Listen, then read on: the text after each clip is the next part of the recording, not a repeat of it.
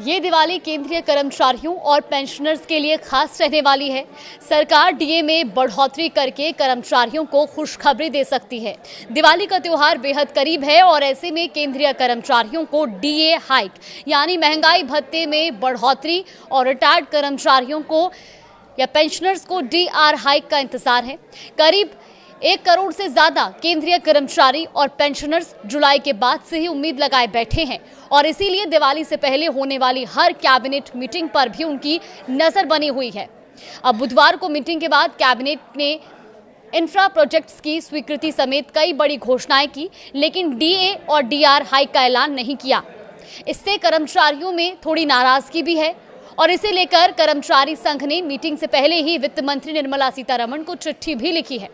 ऐसे में अब उम्मीद ये की जा रही है कि सरकार का ध्यान इस ओर जाएगा और वो जल्द ही डीए डीआर बढ़ोतरी का ऐलान करेगी। अगर सूत्रों की माने तो अक्टूबर 2025 में सरकार 3% डीए बढ़ाने का ऐलान कर सकती है। फिलहाल कर्मचारियों और पेंशनर्स को 55% डीए मिल रहा है और अगर सरकार डीए में 3% की बढ़ोतरी करती है तो ये बढ़कर 58% हो जाएगा।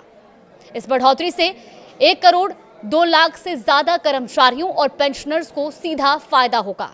त्योहारों के मौसम में सैलरी बढ़ने पर खर्च करने की क्षमता भी बढ़ेगी और यही कारण है कि दशहरे और दिवाली के आसपास सरकार अक्सर कर्मचारियों को राहत देती है। साल में 2 बार डीए रिवीजन किया जाता है, जनवरी से जून के लिए एक और फिर जुलाई से दिसंबर के लिए। इस साल मार्च 2025 में सरकार ने जनवरी से जून के पीरियड के लिए डीए को 2% बढ़ाया था और इसके बाद डीए 53% से बढ़कर 55% हुआ था।